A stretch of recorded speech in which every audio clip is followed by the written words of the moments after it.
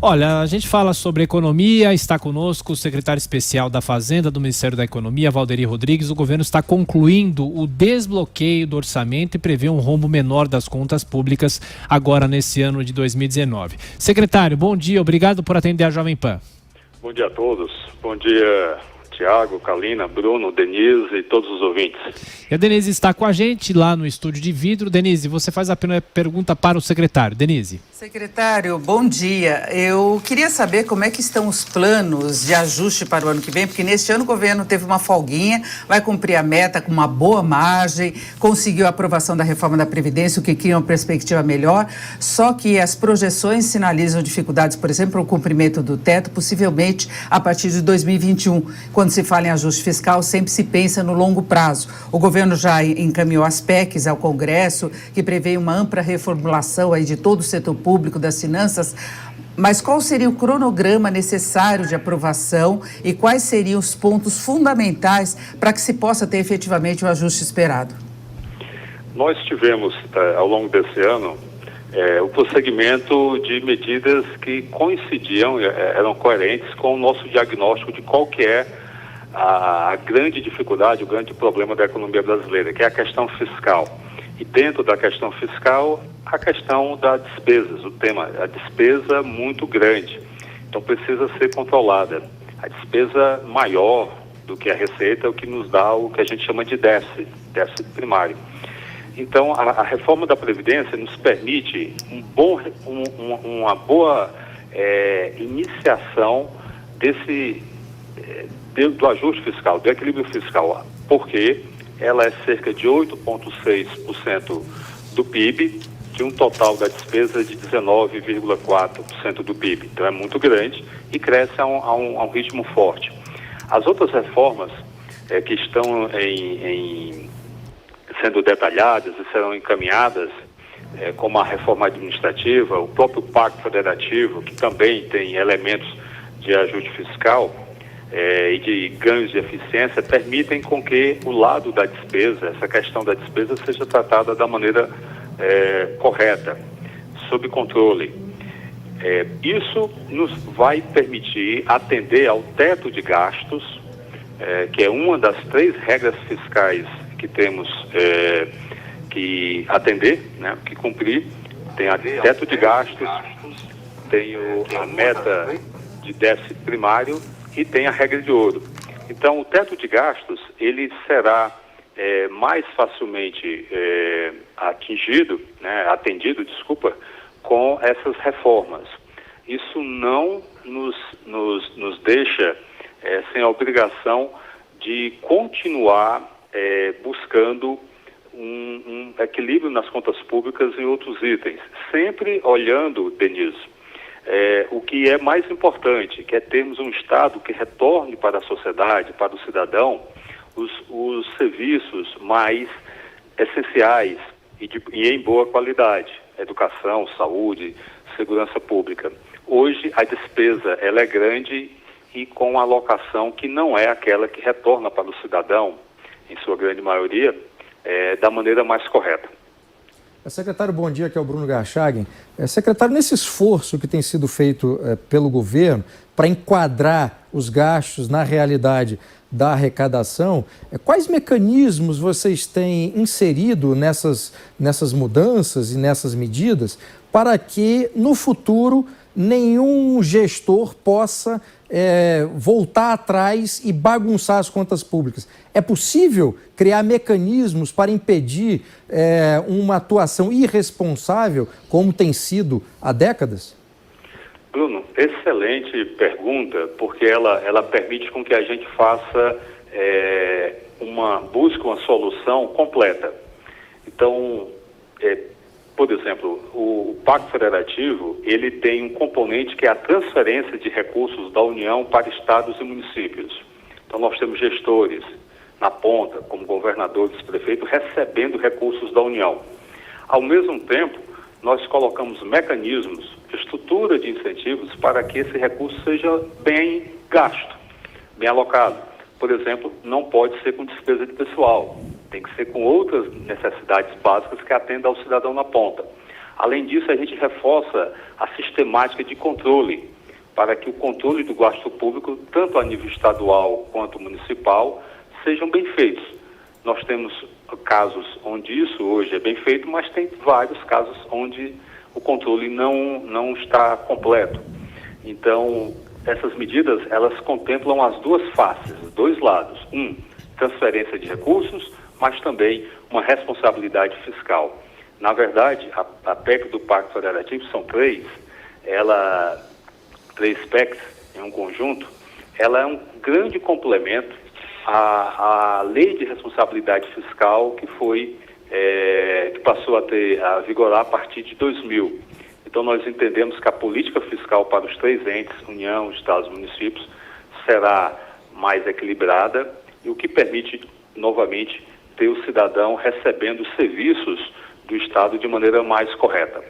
Secretário, é normal que cada governo, no começo de um ano, segure um pouco as contas, e é isso que o governo fez nesse começo de ano, tanto é que era um começo de mandato. No começo de 2020, é possível que o governo segure mais algumas áreas para ver como é que a economia vai se comportar?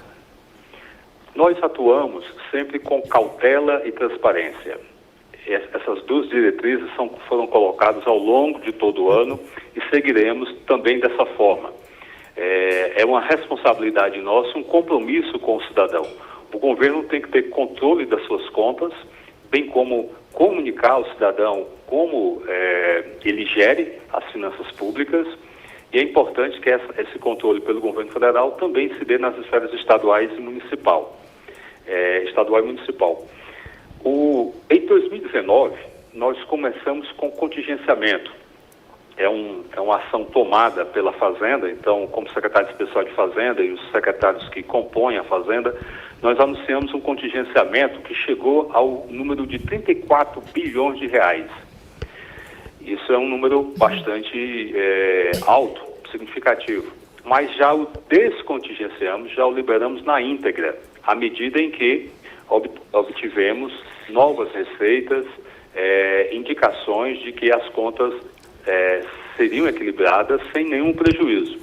Para 2020, as diretrizes de transparência e cautela continuarão sendo seguidas, mas ao mesmo tempo nós procuraremos, via uma melhor dinâmica econômica, o que nos dará mais receitas da forma correta, tá? Não é aumentando a carga tributária.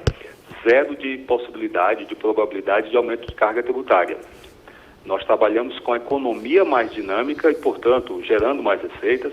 Trabalhamos com a melhoria do gasto público, um gasto público mais eficiente, melhor alocado, de forma que no início do ano que vem, 2020, nós tenhamos, ainda que com cautela e transparência, mas uma posição melhor do que o início de 2019.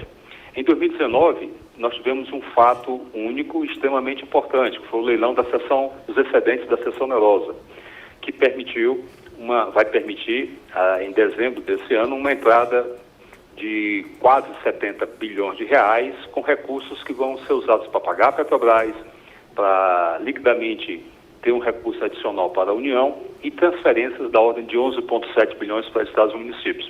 No ano que vem, ainda existem 2 campos a serem leiloados referentes aos excedentes da seção onerosa, e nós teremos várias outras medidas de saneamento, de busca de equilíbrio fiscal, que nos permitirão trazer a máquina pública para uma forma mais enxuta, mais eficiente, e que retorne ao cidadão o que ele merece.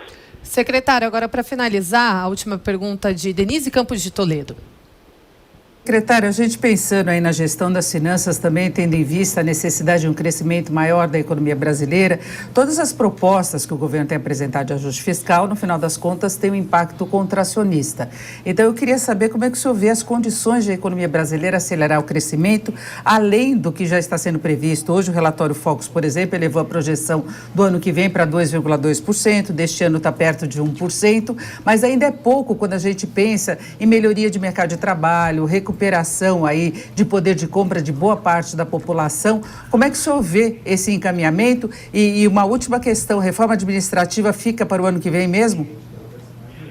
A primeira parte da pergunta, Denise, ela se refere a em que momento nós temos um dinamismo econômico maior. Nós temos boas respostas, tanto do lado real da economia, na geração de emprego e renda. Por exemplo, o Natal agora vai ser melhor do que o Natal do ano passado, com um maior poder de consumo da população, e também reações positivas do lado financeiro da economia, bem como indicadores de confiança, tanto interno quanto externos. A indústria está com suas capacidades sendo mais demandada, o que é importante. Nós temos o mercado de trabalho reagindo em diversos setores, com criação líquida, né, de postos de trabalho. Então, nós temos o FGTS, que teve suas mudanças, tanto o saque imediato quanto a ser implementado agora, o saque aniversário, reagindo positivamente. A política de crédito também dando melhorias no perfil do crédito, o crédito privado sendo mais incentivado em relação ao crédito direcionado, o que nos permite com que estimativas de crescimento do PIB para esse ano aumentem, né? Então, falar de crescimento de 1% é real, talvez um pouquinho acima de 1%. Ano que vem, nós estamos com estimativa de 2,2%, 2,3%, a tendência é de aumento também, o que nos dá consequências positivas com relação à geração de emprego e renda. E nossas medidas, elas visam um equilíbrio completo, então não há contracionismo no sentido estrito da palavra. O que nós temos é um ajuste de curtíssimo prazo, cuidando daquela parte mais importante, que é a política fiscal, porque ela está desbalanceada, as contas públicas em desequilíbrio. Então entendemos que temos perspectiva de um crescimento melhor anos à frente. Ok, Valderi Rodrigues, secretário especial da Fazenda e do Ministério da Economia, muito obrigado pela entrevista ao Jornal da Manhã. Até a próxima, boa semana. Muito obrigado, bom dia a todos.